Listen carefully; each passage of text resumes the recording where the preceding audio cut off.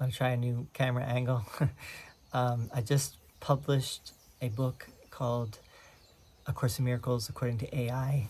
It's out on Amazon. I will post the link in the description. I'm also going to post the questions that I'm going to talk about today. I have a section in the book called Challenging Questions for AI about ACIM. So I posed some more challenging questions, some of the deeper questions about the metaphysics of A Course in Miracles. But let me talk about one thing that someone brought up on Facebook, because I posted about this on Facebook, and someone said, well, AI is notoriously faulty. Why would you do a book about what AI has to say about ACIM? How does AI know better about ACIM than anything else or anyone else? It's a good question, right? It's a good question. I would say, I think, for one thing, this is the book that I did is an exercise in seeing what AI can really do, right? And I've been working with the course. I've been a dedicated student for now for 13 years, and so I'm like an insider. You might say an insider. I know a lot about the course, and one thing I did notice with AI is that it did not always bring up the most pertinent information. For example, I'll give one example. I think I talked about this before in another video, but I'll say it again. I asked AI what were some of Helen's favorite passages in the course, and AI did not really seem to know. It kind of hypothesized what Helen might have found the most appealing or most attractive to her, but it did not bring up specific passages that Helen definitely did like. For example, when she first gave the course to Ken Wapnick to read, she gave him "For They Have Come." This is in the text of the course, "For They Have Come," which she thought was great, and Ken thought it was great as well. And she also gave him chapter 31, particularly the passage "Choose Once Again," which is also kind of the pinnacle of the course. It's the most beautiful. "For They Have Come" and "Choose Once Again" are two of the most striking passages in the entire course. Very poetic, very beautiful, very literary, from a literary perspective, great writing. And Helen was proud of those passages, right? She came to, I think she really came to appreciate the course, and she came to even become protective of it. She considered it to be her life's work. I did ask AI about Helen. People criticize Helen in the course because they say, well, Helen forswore the course at the end of her life. Now, that's true to a certain extent. Like she said, I wish I'd never written that damn course, right? That was one of the things that she apparently said on her deathbed. But, she had been ambivalent her whole life. I mean, from the moment she started doing the course, she was ambivalent about it. She kind of had this love-hate relationship, just like she had a love-hate relationship with the Bible. She had a love-hate relationship with Jesus. And that just continued, right? She had a love-hate relationship with Bill, and that just continued till the end of her life. So she went back and forth.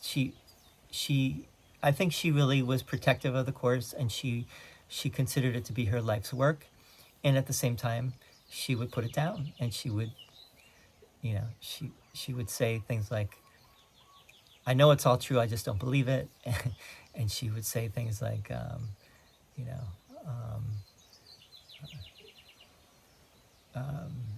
I forgot. I lost my train of thought. She definitely put it down, right? But she she did. I think she really was proud of it, like proud mama. But anyway, according to ACIM, if God did not create the world, then how was it created?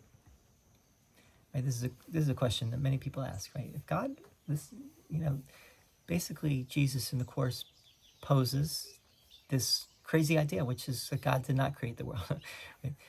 Most religious traditions teach that there was some, you know, being that created, God or deity that created the world. For example, in Hinduism you have Brahma. In Judaism you have Adonai or Elohim, Adonai Elohim. Different traditions have different deities. But ACIM posits that God, who is love and only love, perfect love, could not create a world that is separate from God, right? Or that even seems to be separate. Why would God do that? What would be God's purpose in creating such a world? But let's read what AI has to say, and then we'll go from there. According to A Course in Miracles, the world is not created by God. Instead, the Son of God created the world as a miscreation or illusion. Now, does the Course talk about the world as being a miscreation? I believe it does use that language early on.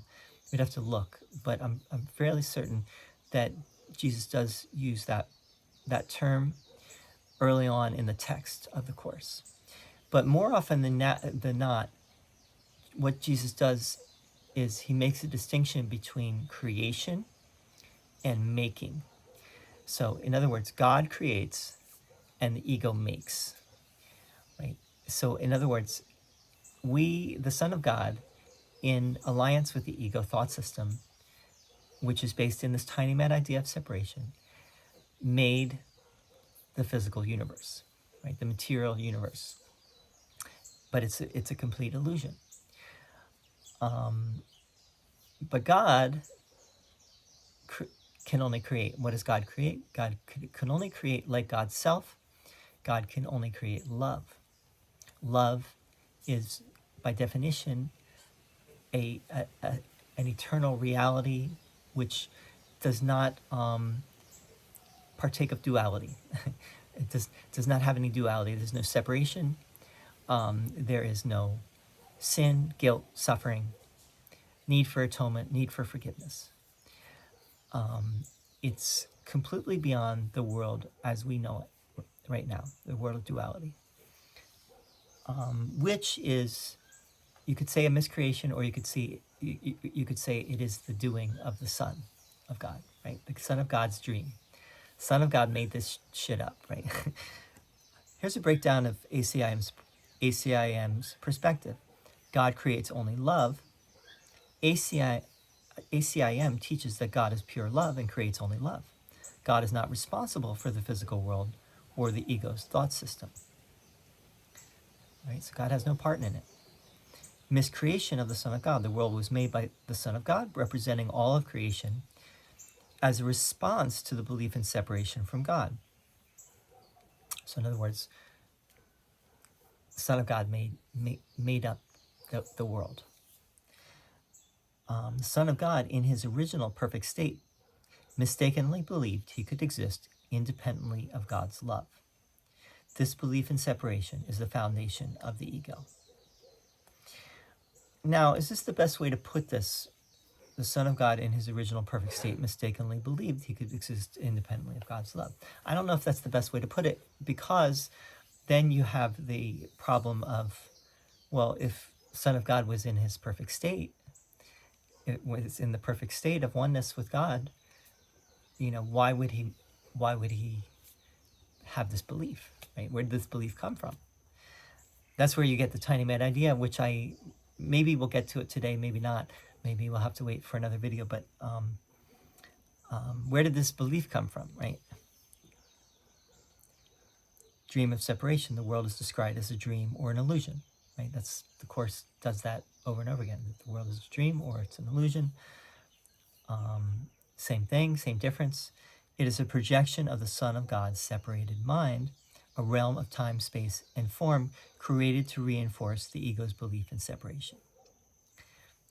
In other words, the world was made by the Son as a way, in conjunction with the ego, as a way to reinforce this belief in separation, that separation is possible. And it was like the ego and the Son trying to create something that is God proof. Right? God cannot enter in this in this in this illusion. But as Jesus says in the Course, in the text, the famous line, the ego is foolproof, but not, the ego's thought system is foolproof, but it is not God proof. Meaning that eventually the Son is going to wake up, right? The Son is going to eventually realize what he has done, and that he's been dreaming, that he made this dream up, he made this world up, and he will awaken from the dream because the Son will realize, do I need to suffer like I suffer, like I'm suffering, right? Why is there suffering? Why is there so much suffering? Why do we need to suffer? Right? The Son will start asking seriously these questions, and the Son will eventually find the way home again. And the Course is one way home. It's not the only way, but it presents a way back. Projection of the mind. The world is not external to the mind. It is a projection of the mind. Perceptions of the world reflect the inner state of mind.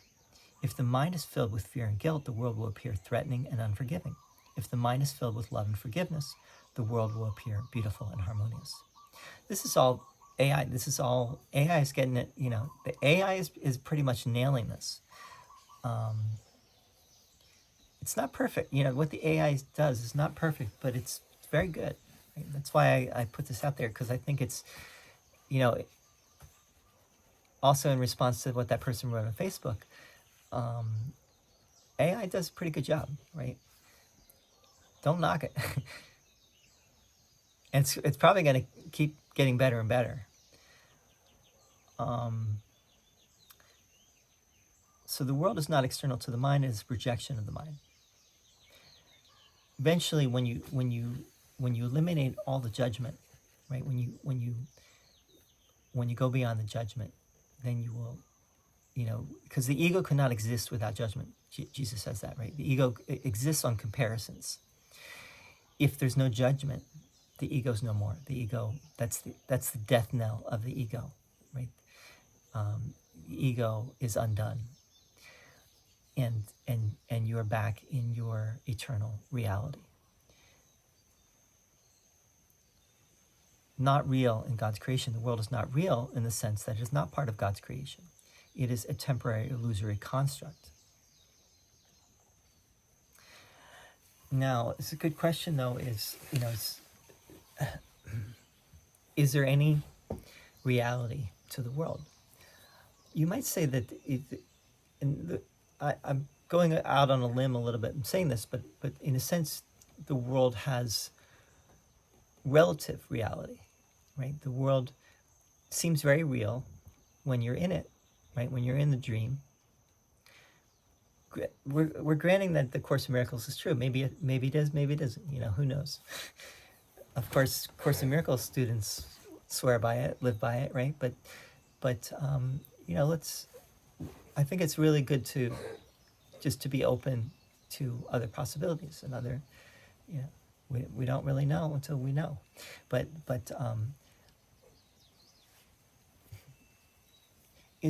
does the world have any reality? In a sense, you don't want to deny. Jesus says this in the Course. You don't want to deny that the world seems very real, and the problems of the world seem very real, right? Because that is not a good form of denial. What you want to do is you want to deny that the problems of the world and the suffering that you may be feeling or experiencing, or the guilt or the shame or the whatever it is, that you do not have to dwell on those things, that you can direct your mind in such a way that those things do not have such a hold on you. And eventually, if you do that enough, then you will start to realize that you really don't need to suffer at all. Suffering is optional, and you can choose against the ego, right? And that is the correct form of denial, is to deny the ego, right? To deny the denial of truth. Not to deny that the world seems very real and problems seem very real. You don't want to do that. You want to you don't want to just sweep things under the rug. In other words, you don't want to spiritually bypass. You want to acknowledge what it is, but then you want to take Jesus' hand, so to speak, and walk with him to back home again, right? Let's put it that way. Analogy of the dream. ACIM often uses the analogy of a dream to illustrate the nature of the world. Just as the characters and events in a dream are not real in the waking state, the world and its inhabitants are not real in God's reality. When one awakens from the dream of separation, the world and the ego dissolve. In essence, ACIM teaches that God did not create the world, but the Son of God made the world as a projection of his belief in separation. So now AI says made the world. That's the right word to use. Not create, but made the world. God did not create the world, but the Son of God made the world as a projection of his belief in separation. This world is an illusion, a dream, and not part of God's creation. Understanding this distinction is crucial to recognizing the true nature of reality and awakening to God's love. So, in brief, I thought this was very good. I think, this is like one page, one Word doc page. It's got all this information in answer to this question. It's very good. It's very clear. It's very concise. I'm impressed. And you should be too. Buy the book. Next time I'm going to do this question about the tiny mad idea. And the question is, the Course says the tiny mad idea crept, into eternity where all is one, there crept a tiny mad idea. So my question was, where did the tiny mad idea creep from? Right? How did the tiny mad idea get in there? So that's the next question. Thanks for listening. Love to hear your thoughts. Tell me if you like my new camera angle, and I'll see you soon. Thanks. Bye-bye. Shine on.